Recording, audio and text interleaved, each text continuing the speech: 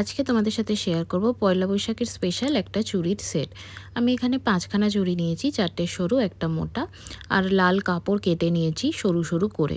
কাপড়ের একটা সাইডকে আমি অল্প অল্প করে মুড়ে নিচ্ছি, যাতে চুড়িটা আঠা দিয়ে পেঁচানোর পরে এখান থেকে সুতো না ওঠে। অনেকটা যেরকম আমরা কাপড় বানানোর সময় সাইডটা সেলাই করে নিই, অনেকটা সেরকমভাবেই।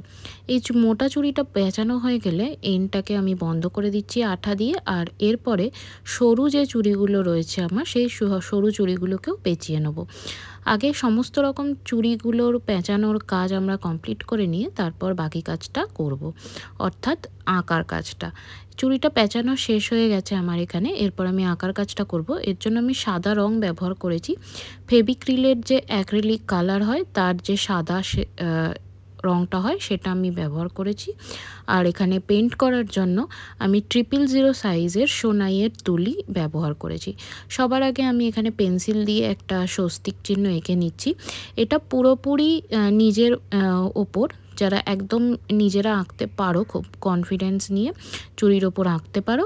আর যাদের মনে হচ্ছে একটুখানি অসুবিধা হচ্ছে কিছু আঁকায়, সেক্ষেত্রে পেন্সিল দিয়ে আগে এঁকে নিতে পারো, যাতে রং দিয়ে আঁকার সময় কোনো রকম ভুল না হয়। আমি এখানে সবসময় পেন্সিল দিয়ে একটা করে আউটলাইন করে নিয়ে তারপরেই করার চেষ্টা করি, যাতে জিনিসটা অনেক পারফেক্ট হয়। কারণ রং দিয়ে আঁকার পরে ভুল হলে কোনো রকমভাবেই সেটা মোছা সম্ভব হয় না। তাই পেন্সিল দিয়ে যদি কোনো রকম একটু ভুলও হয়ে যায়, সেটা ঠিক করার জায়গা থাকে। এখানে যদি আমরা হালকা করে ইরেজার দিয়ে ঘষে দিই, তাহলে কিন্তু এই পেন্সিলের দাগগুলো চলেও যায়। যদি ওপরে রং পড়ার পরে সেই পেন্সিলের দাগগুলো এমনিই ঢেকে যায়। এরপরে আমি 4খানা ভাঙা করে নিয়েছি আর আঠার সাহায্যে এই মাঝখানগুলোতে বসিয়ে নিয়েছি। এরপরে যতক্ষণে কড়িগুলো একটা একটা করে লাগাচ্ছে আর শুকোচ্ছে, ততক্ষণে আমি সরু চুড়িটাতেও কিছু স্বস্তিক এঁকে নিয়েছি। সরু চুড়িটা আঁকার সময় আমি এখানে পরপর করে স্বস্তিকগুলো এঁকেছি। স্বস্তিকের যে এখানে লাইনটা রয়েছে, মাঝখানে দুটো করে আমি লাইন দিয়েছি স্বস্তিকের চিহ্নগুলোর মাঝখানে, যাতে দেখতে সুন্দর লাগে আর এক একটা স্বস্তিককে ভালো করে বোঝা যায়। আমি ভেতর দিকটাতে কিন্তু করিনি, দুটো সাইড আর ওপর দিকটাতেই করেছি। আর এখানেও আমি ফেবিক্রিলের যে অ্যাক্রিলিক কালারটা রয়েছে সাদা, সেটাই ব্যবহার করেছি, আর একই তুলিও ব্যবহার করেছি। এইভাবে আমি আরও দুটো চুড়িকেই বানিয়ে নিয়েছি।